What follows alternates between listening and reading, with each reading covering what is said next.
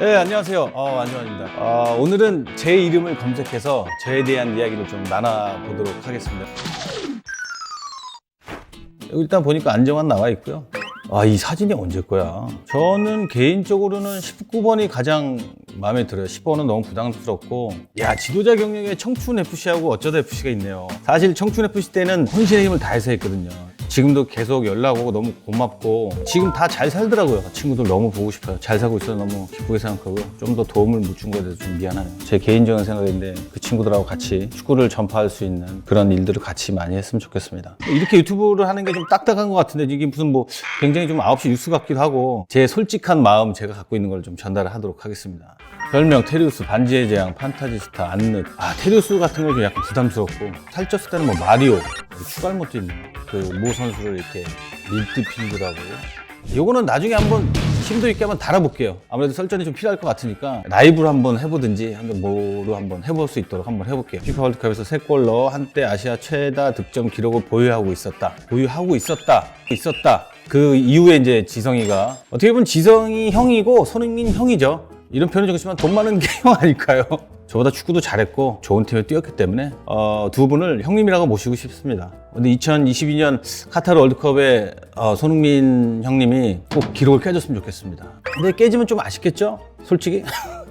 외모와는 다르게 정세현 대표 옆에 봤을 때 오렌지를 그때 진짜 오렌지 처음 먹어봤어요. 이런 과일이 있을 수가 있냐는 생각이 좀 있었고, 그때 당시 바나나가 한 팩에 그때 이건 왜 갑자기 이게 왜 나왔지? 이거는 진짜 너무 죄송한 게, 옛날에 막 과일 트럭 같은 거를 이렇게 세워놓으면 이렇게 포장으로 이렇게 덮어놨었거든요. 거기 친구들하고 몰래 꺼내서 먹고 막 그랬던 기억이 나는데 좀 죄송했고, 근데 그때 배고팠어요. 그냥 어린 배고픈 애들 좀 먹게 해줬다고 좀 이해를 해주셨으면 좋겠습니다. 혹시나 만약에 과일 차트로 하시다가 좀 없어진 게 있으신 분 혹시라도 연락 주시면, 제가 아닐 수도 있어요. 저라고 일단 단정 지시고 하고, 왜냐면 이게 또 법적으로 또 갈 수가 있기 때문에 모르겠어요. 저는 법적으로는 잘 모르지만 제가 사인볼이라도 하나 보내드릴게요. 왜냐면 저가 아닐 수도 있어요. 일단 그거는 말씀드릴게요.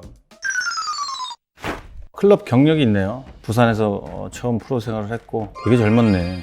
그때 VAR이 있었으면은 우리가 우승했을 수도 있었을 텐데.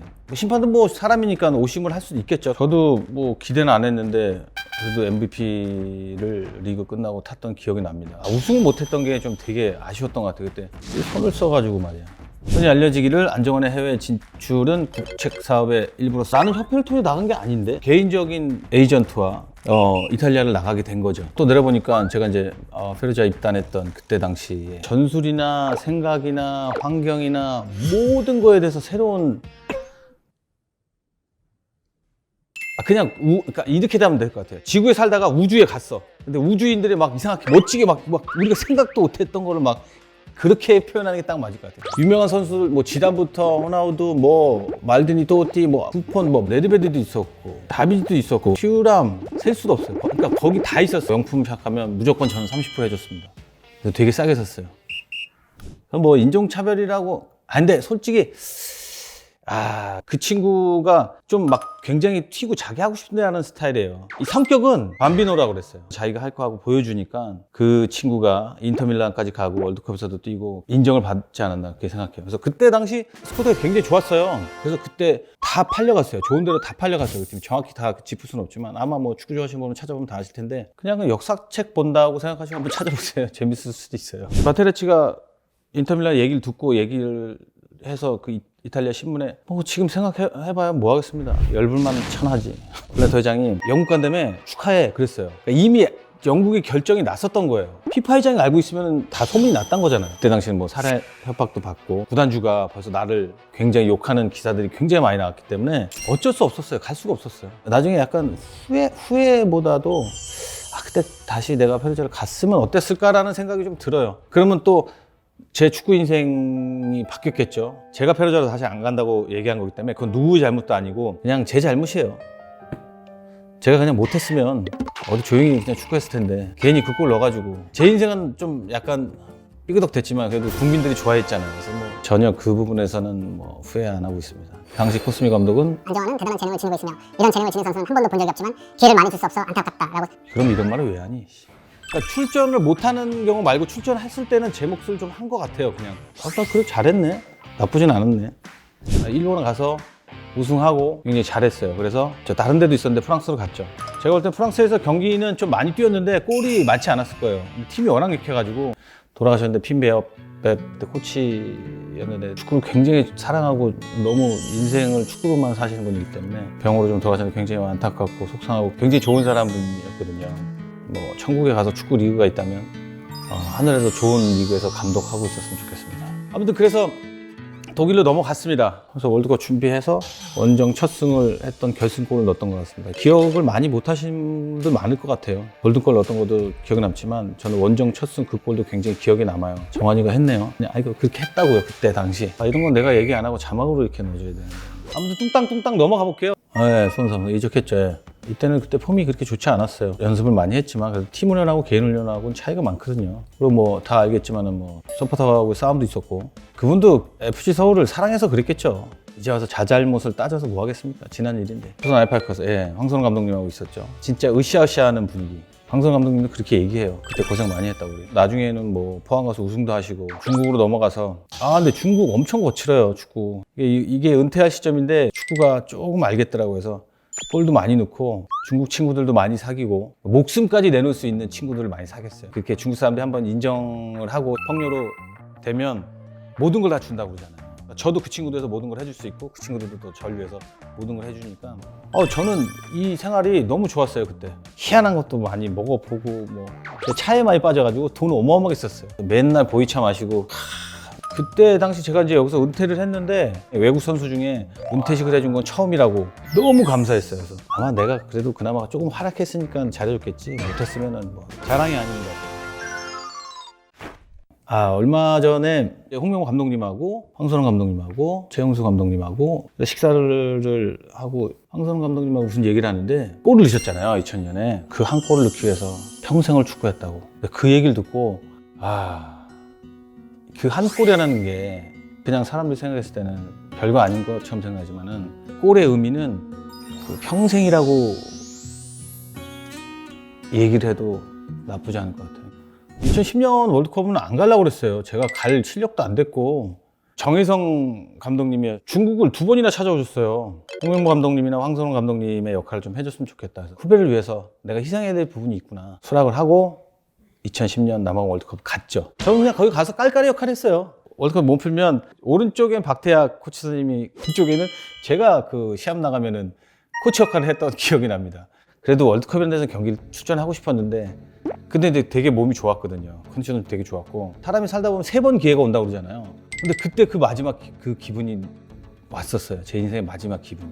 근데 이제 경기를 못 뛰었죠. 근데 동국이가 들어갔어요. 다행이다.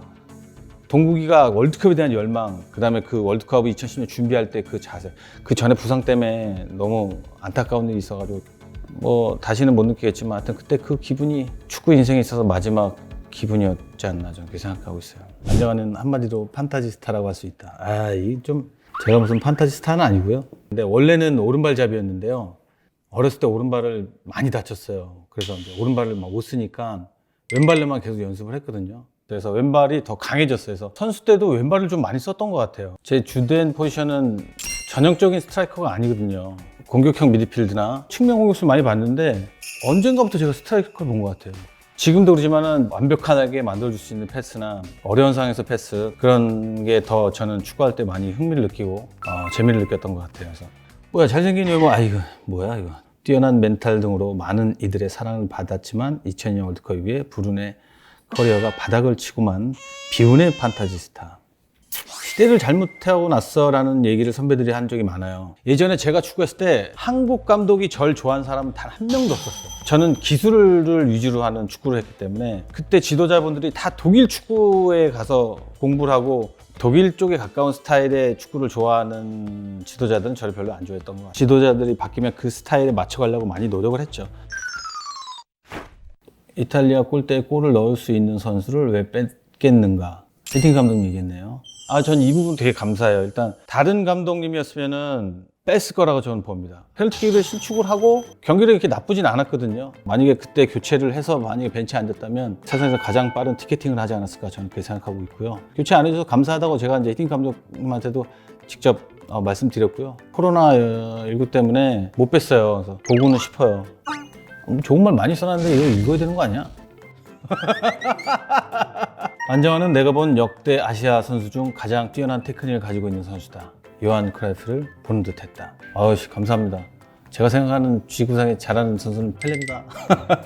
요한 크라이프 이분은 한 월드컵에서 뵀나? 손흥민 형이 저한테서 얘기를 해줬네요. 초등학교 4학년 때 했었던 한일 월드컵에서 안정환 선배님이 플레이를 보고 축구 선수 꿈을 키웠고 어릴 적 나의 영웅이었다. 아, 형 고마워요, 형. 지성이 형도 한마디 했네요. 안정환의 기술을 흉내내고 따라하고 싶어도 따라할 수가 없었다. 당연하지. 왜냐면 내가 너를 못 따라하니까. 세계적인 최고의 팀에서도 좋은 성적도 내고 그 시스템을 봤기 때문에 한국 축구에 굉장히 도움이 많이 될 것 같아서 너무 박수를 치고 싶습니다. 영표도 잘 된 일이에요. 두 사람이 굉장히 한국 축구에 좀 많이 좀 발전을 많이 시켰으면 좋겠습니다. 부탁드릴게요. 오늘 이렇게 주제주에 떠들어 봤거든요. 여러분들하고 더 축구에 대해서 이야기도 나눠보고 아니면 뭐 인생 얘기도 하고 싶고 소통을 하고 싶습니다. 그래서 처음이라 부족한 점도 있고 하지만은 재밌게 좀 여러분들하고 같이 함께 만들어가 보고 싶어요. 자, 안녕.